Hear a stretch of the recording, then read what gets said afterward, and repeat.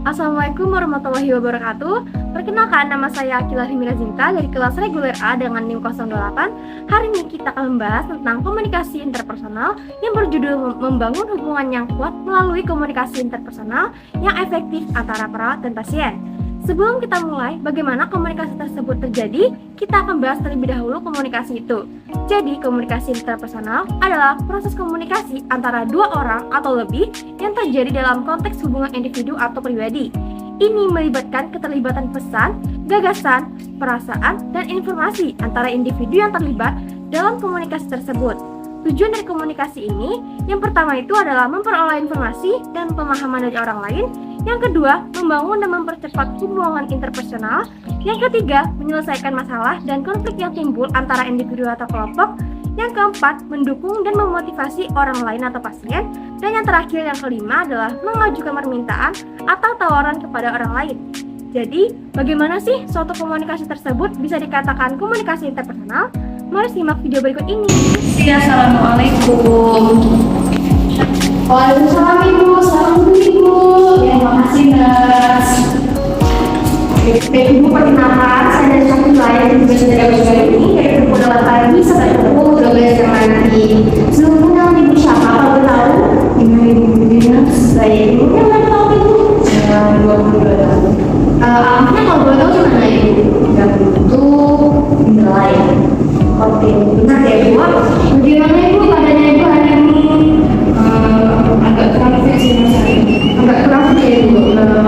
Oh begitu ya Bu, maaf nih pendengarnya, boleh kasih tahu tuh ada apa dengan Ibu dalam beberapa hari terakhir ini? Saya merasa demam Mas, sama batuk-batuk sama di hari ini Mas. Baik Ibu, terima kasih Bu telah memberitahu saya. Jadi tentu saja nanti kami itu akan melakukan pemeriksaan untuk memastikan masalah kesehatan Ibu. Tapi sebelumnya apa ada yang ditanyakan?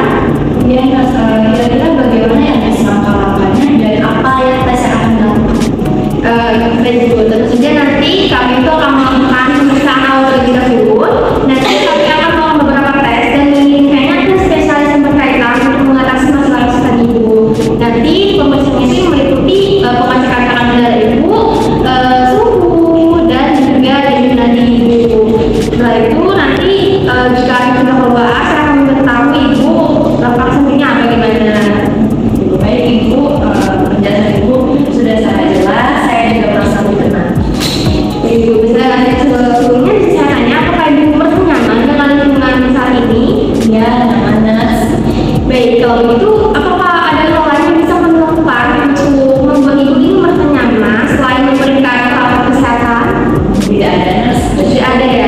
Oke, baiklah. Kalau begitu harapannya kami bisa membantu dan memberikan perawatan yang terbaik untuk Ibu. Jadi Ibu itu jangan sungkan untuk menghubungi kami agar kami ini bisa membantu Ibu jika lagi membutuhkan. Dan juga terima kasih buat waktunya juga. Semoga lekas sembuh Ibu.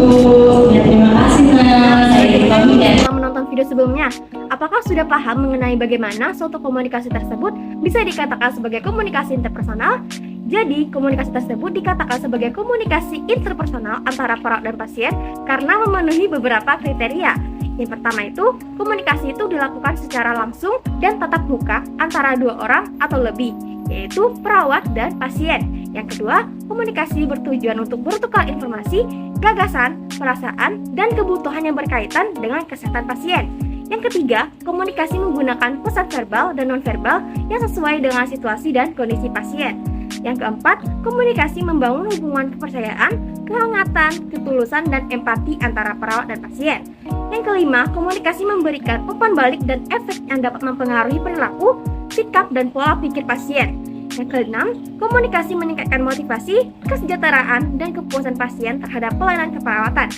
Jadi, kesimpulannya, komunikasi interpersonal secara tatap muka seperti video sebelumnya memungkinkan individu untuk lebih memahami dan merespon langsung terhadap pesan yang disampaikan oleh lawan bicaranya, sehingga hal tersebut dapat menghindari miskomunikasi dan meningkatkan pengertian antara kedua belah pihak.